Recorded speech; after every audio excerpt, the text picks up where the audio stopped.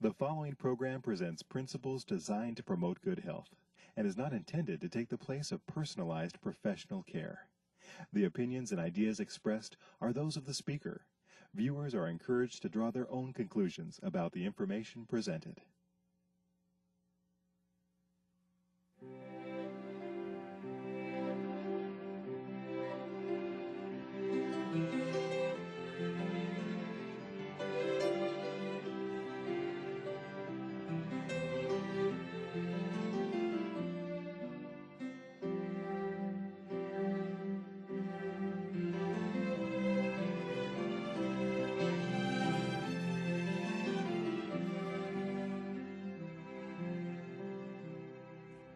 Hello and welcome to Health for Lifetime. I'm your host, Don McIntosh.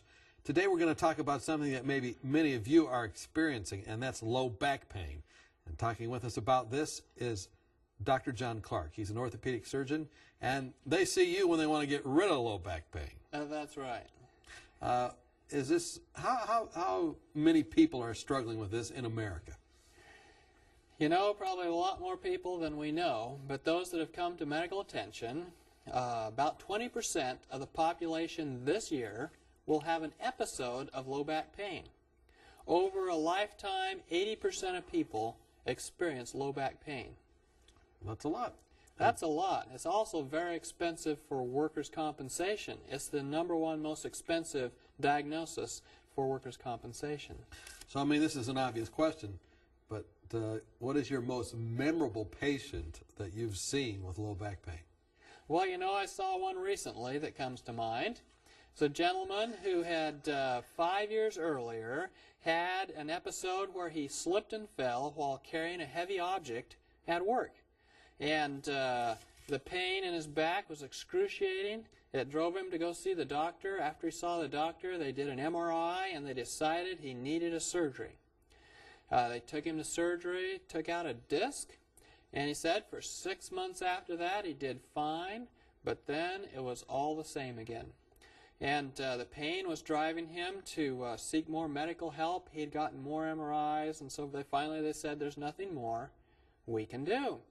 Well, then he came to see me for a second opinion to see what he could figure out.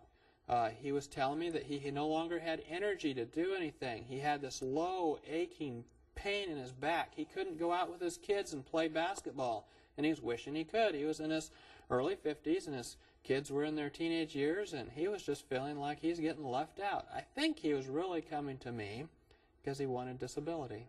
But you didn't give him disability. You must have suggested something else, or you wouldn't tell me the story. Yeah, I don't see disability as the best solution necessarily. And so I talked with him a little bit and discussed with him what was happening. I did an exam. I could tell there was nothing that was, pressing as far as a neurological deficit or anything. The low back pain was in the middle of his back. It radiated a little bit down the sides of his back and pelvis, sometimes to his legs. He told me that he was working at a job where he stocked shelves in a local department store. And he was getting to where he couldn't do that anymore. It was starting to really bug him. So what did you tell him to do? Well, I decided to talk to him about this. I said, now, sir, you've got this big problem. You've had it for 5 years. It's destroying your life. Would you be willing to try something just for 1 week?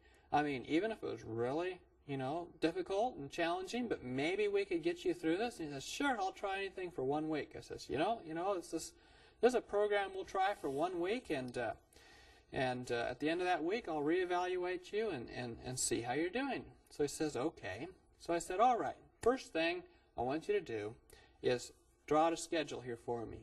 Now, I had talked to him about his lifestyle, his diet, and everything, so I kind of knew what he was already doing. Okay. And so I started down the schedule. I said, the first thing you do when you get up in the morning is I want you to drink 2 glasses of water. 2 glasses of water in the morning. It might be good for people watching to take down this, and they can try it for a week, right? That's right. If you're having low back 2 pain, glasses of water, start out. That's right. 2 glasses of water, and as soon as you get up in the morning, start the hydration early. Okay. And then when you eat breakfast, I want you to eat something specific for breakfast. I asked him if he'd ever eaten oatmeal. He says, oh yeah, I have. I says, all right, I want you to eat oatmeal for breakfast. All week. All week. For the first week. First Oatmeal. week. I told him, now this isn't necessarily the way you're going to live the rest of your life, But this week you but are. this week you're on a therapeutic program. All right. So he said, okay. I says, now with your oatmeal, I don't want you to put oils on it, butter, margarine, or anything like that. Any dates?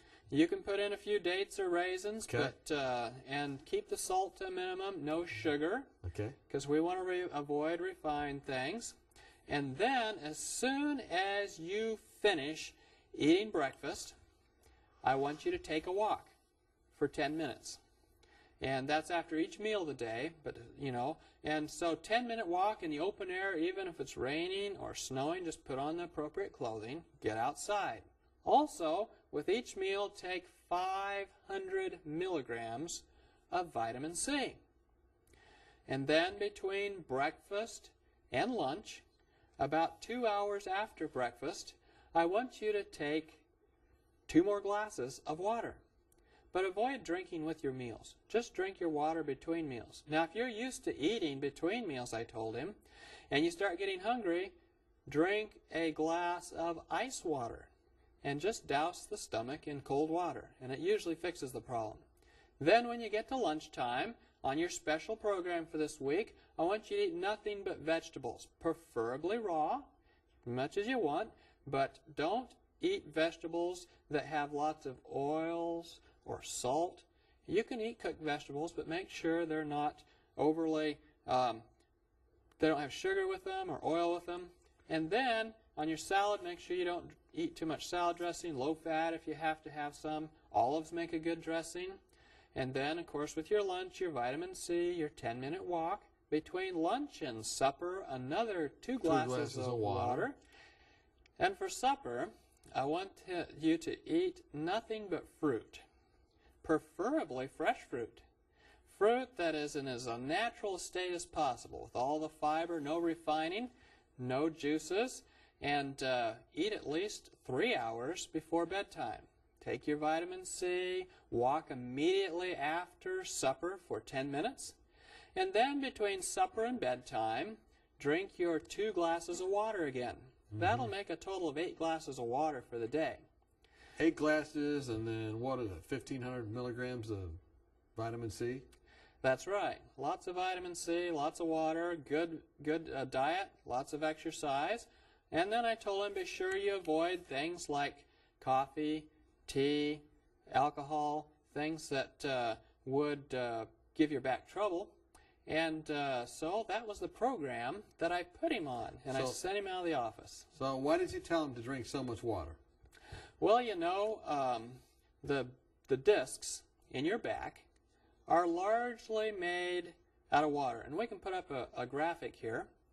And on our graphic, we have a picture of a vertebra above and a vertebra below, and I've colored the middle disc yellow. Those discs are made up of about 70 to 80% water. So if you don't have water, your disc kind of shrinks. That's right. It's like a tire that runs out of air. Your disc runs out of water. And most people live their lives in dehydration. Now, if we put up the next graphic, the point there is that if you look at the disc, it only has a blood supply to the edge of it, to the, what we call, the annulus. And when the blood supplies the annulus, the rest of the disc is dependent upon diffusion, or soaking through, of the nutrients into the disc and the oxygen into the disc. It all has to soak through and or pump through by the action of you walking. These discs are especially vulnerable to dehydration, to poor nutrition, to anything that affects the vessels running to them. So drinking plenty of water keeps the disc full. It keeps the medium in the disc that lets nutrients flow from the vessels to the center of it. So you had him drink a lot of water, so that enough water gets in there. You had him walk, so it pushes and squeezes it through there by diffusion. These were the ideas. That's exactly right. And then, let me guess, the oatmeal and all of the healthy foods was so that the vessels would be nice and clean and deliver everything he needs for his discs. That's exactly right. And to talk a little bit more about the walking, the reason I had him walk after each meal was because when you've just finished eating, you have a lot of nutrients pouring out of your stomach, out of your intestines, into your bloodstream. And if the blood becomes stagnant during that period of time, it tends to sludge up. And that decreases the oxygen and nutrients to the disc. Also, walking, as it pumps the disc, helps to move nutrients in and out of the disc. Further, if you're walking out in the open air, you have a lot higher oxygen in your bloodstream. And it's the oxygen that we're trying to get to these discs, to get these cells active again. Pumped up and fluffy. Pumped up and fluffy, so that they end up healing any damage done to the disc, and that they also remove irritations, waste products. So why no oil or sugar for breakfast? Oils and sugars. I usually have my oatmeal and my brown sugar. So why'd you take that away from me? Well, because I'm mean. No, really, because the sugar in the diet, you know, we weren't created to eat sugar. You have to go looking for this sugar in order to find it. The way you find it is you have to boil down a whole bunch of sugar cane or beets or something, and then you make this white chemical-looking stuff that's granular, and you put it in your food. It's not really good for you. We could talk a lot about that, but sugar, when it gets in the bloodstream, does a couple things. One, when you eat high glycemic index foods, that is, foods that have a lot of sugar, foods that put a lot of sugar in the bloodstream fast, it creates the environment for sugar to stick to proteins permanently. We call it glycosylation. When the sugar sticks to the vessels that surround the disc, then the disc cannot get nutrients because the nutrients can't go by the sugar barrier. When the sugar gets high in the bloodstream, it sticks to the red blood cells, and they become stuck together, or what we call glycosylated. Hemoglobin A1C is what we call it, and you can test for it. But when you get this sugar sticking all over everything, pretty soon blood cells stick to the sides of blood vessels. The sugar doesn't allow nutrients to pass from the blood cell to the blood vessel to the adjacent tissues. It's a big problem. Further, the blood cells all stick together. They become stacked up. It's an effect we call the rouleau effect. Rouleau. Rouleau. It's kind of a French word. It's kind of like the... roulette. Like roulette. Well, I don't know if that's right. But anyway, the cells all stick together in a stack, and they won't make it through the capillaries like they should. So you gave him the water, you gave him this diet with no sugar, but also no fat, no oils, you said. That's right. Oils have the same effect of sugars of causing the cells to all stack together. Okay, so they make it viscous and it doesn't get the oxygen or the nutrients there. That's right. Okay, well, I want to see what happens with this man, and I'm sure everybody else does too. So when we come back, we're going to talk about the vitamin C and about some of these other things you've talked about. And then I think it's going to be a good result. Maybe we can go through that list again too when we come back, because people out there, they're beginning to understand this. They may want to make that list and say, I'm going to try that for 1 week. We hope you can join us when we come back. Are you confused about the endless stream of new and often contradictory health information? With companies trying to sell new drugs and special interest groups paying for studies that spin the facts, where can you find a common-sense approach to health? One way is to ask for your free copy of Dr. Arnott's 24 Realistic Ways to Improve Your Health. Dr. Timothy Arnott and the Lifestyle Center of America produced this helpful booklet of 24 short, practical health tips based on scientific research and the Bible that will help you live longer, happier, and healthier. For example, did you know that women who drink more water lower the risk of a heart attack? Or that 7 to 8 hours of sleep a night can minimize your risk of ever developing diabetes? Find out how to lower your blood pressure and much more. If you're looking for help, not hype, then this booklet's for you. Just log on to 3abn.org and click on free offers or call us during regular business hours. You'll be glad you did. Welcome back. We've been talking with Dr. John Clark. We're talking about low back pain. It afflicts many Americans, 20% this year and 80% at some time during their lifetime. and it is a huge problem in the workplace. It's what workman's comp, number one thing that people complain about, or that leads to those work comp claims. So I'm sure that there's a lot of occupational medicine doctors and whatnot that see a lot of this, but you do too as an orthopedic surgeon. That's right. And we've been talking about this man that came in, and he was about ready to call it quits in his early 50s, kids in his teens, was a stock person, couldn't really make it, was wondering what he was going to do, and you said, hey, are you willing to try something for a week? And then you outlined this program you were going through, which is basically, well, I think we have a list of it. We can look through it and then summarize it again, and we'll look at that list, and then we'll catch up to where we were. And we were looking at some of these different areas that you were talking about. We'll pick that up again. So if you have that list, we'll look at it, and we'll see what your recommendation was. For breakfast, I think it was, you said, wake up in the morning, 2 glasses of water right when you get up. And Upon rising. Then breakfast, plain oatmeal. You could put a few dates in it if you wanted, but no sugar. We talked about why. Vitamin C, 500 milligrams. And then for lunch, I think they walked right after breakfast as well, too. Isn't that correct? Uh-huh. And then you could drink a couple glasses after breakfast sometime there, a couple hours afterwards. Then lunch, vegetables of any kind, raw preferred, no oils or different things on them. We talked about why you wouldn't want to put any of that on them. Vitamin C, 500 milligrams. And then right after the meal, walk again so that all those vitamins and nutrients could get out there.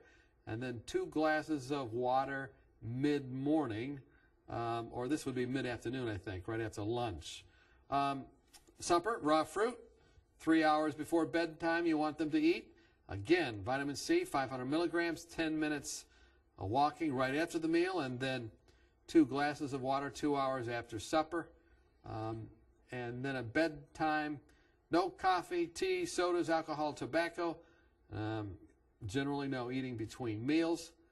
Drink ice water if you get hungry in between the meals, because it kind of just stuns the stomach, I guess, and takes that away. Is that right? Is that a fair summary? That's a fair summary, Don. Okay, so now we were talking about, we talked about the water, we talked about why no sugar, why no oil, but vitamin C, you're giving them 1,500 milligrams a day. What's the purpose with that? Isn't it water soluble? Aren't they just urinating out all the vitamin C? That's a good question, Don. And you notice I didn't give it to them all in the morning. Okay. Or all at night, because your body can only absorb about so much vitamin C at a time anyway. And 500 milligrams is about all you can handle. Now, vitamin C has a number of beneficial effects for the back. It's actually been written up in some medical articles.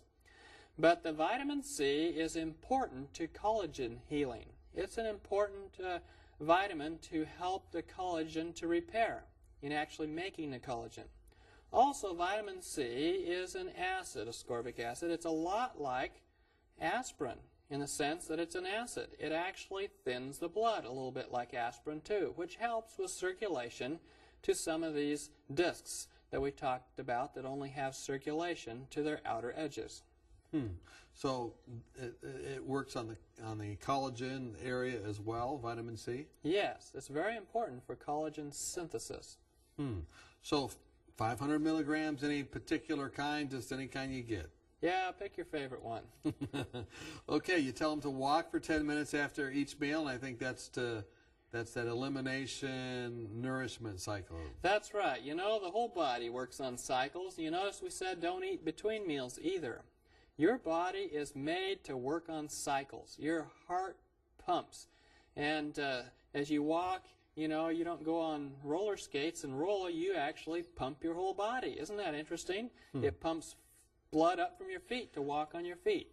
There's a lot of aspects about movement that your body benefits from. In this case, we're wanting you to move so the disc pumps. And it actually does pump. They've done studies. Large molecules, like nutrients, don't make it into the disc very well unless the disc is actually being pumped.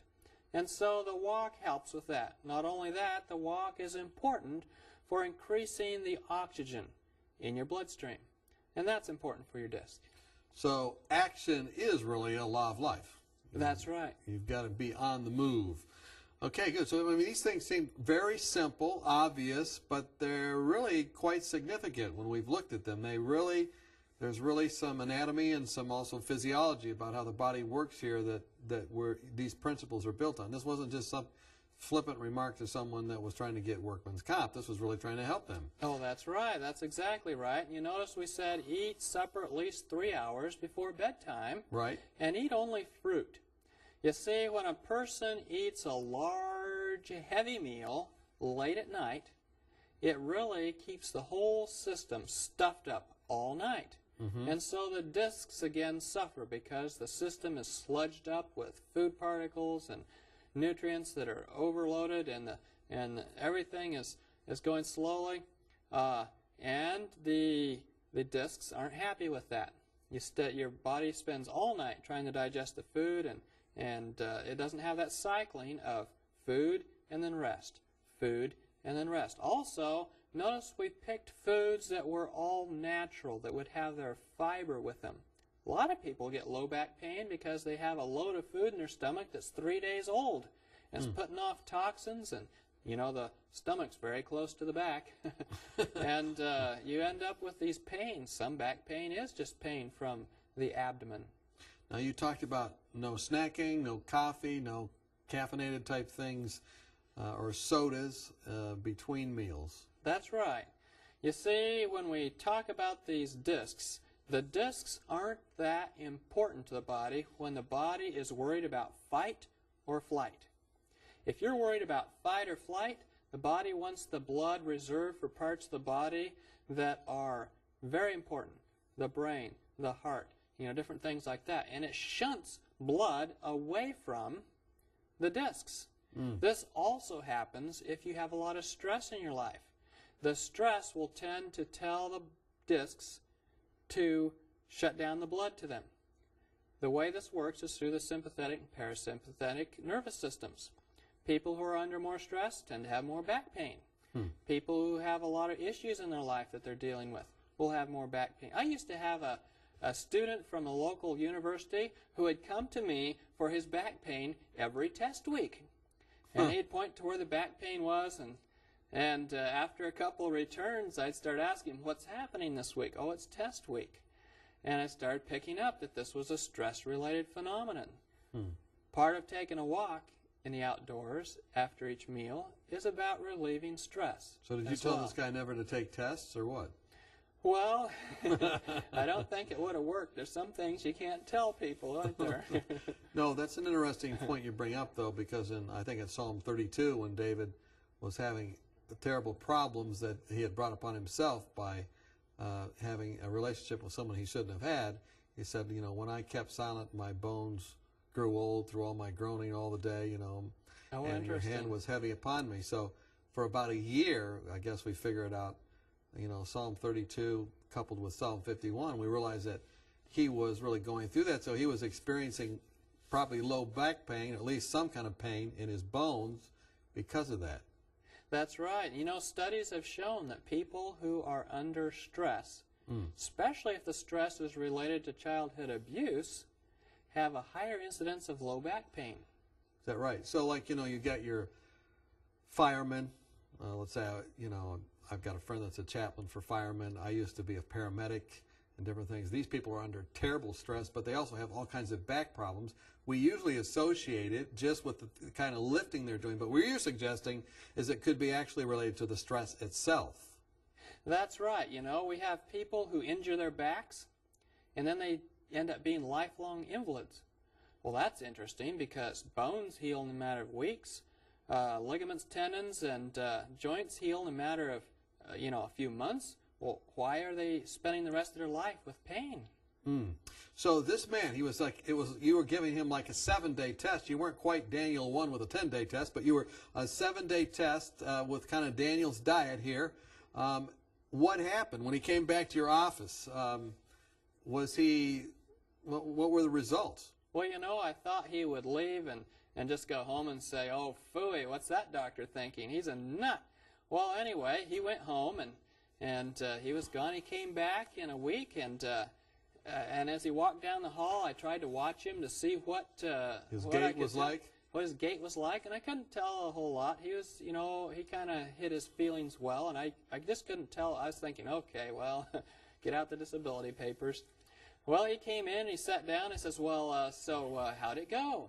He said, you know, within 3 days, I could tell a dramatic difference. I no longer had that dead, heavy, tired feeling in my back, but you know, I peed an awful lot. You know, I ended up drinking a lot of ice water because I was always hungry, because I'm used to eating between meals. And he says, so I did pee a lot, but during breaks, I was wide awake when everybody else was asleep. And he says, I had no trouble on my job stocking shelves. He says, this is just, you know, great. Thank you so much. Is that right? So just 1 week, this is definitely worth a try, isn't it? It's definitely worth a try. You know, 1 week, you think, what happened after that? 3 months later, I went to that department store where he works, and there he was pushing a big cart with a bunch of boxes. I said, hey, how you doing? And he looked at me and he says, oh, Dr. Clark. He says, yeah, well, I'm doing quite fine. You know, I feel better now than I have in months. And he says, I'm staying with the program. There's some of the things I'm not sticking with as close as I probably should, but I'm doing the exercises and I'm watching my diet, and you know, thank you very much. And when we left, he says, you know, God bless you. Is that right?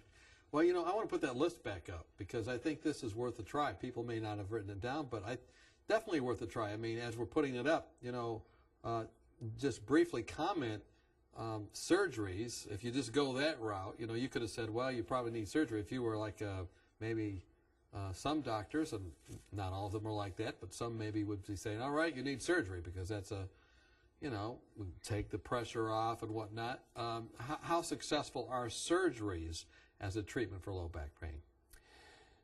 Certain types of problems with the back need surgery, but there's a lot of excess surgery done in our world. It's because the surgeon gets paid by doing surgery, not by telling patients about a low-fat vegetarian diet. And so there's a lot of, you know, financial incentive to the way our system works. Pain is rewarded, and that's a whole other topic to get into. Sure. But surgery, oftentimes, you end up with a patient that needs another surgery and another surgery. Okay. And about 50% of the time, it does not work. So really, this is not the best option, the surgical option. It just is like catch-up work, really, if you go that way. We've been talking with Dr. John Clark. Really helpful information for low back pain. We hope that you try it, get that list, go through it. We know that it will help you have health that lasts for a lifetime.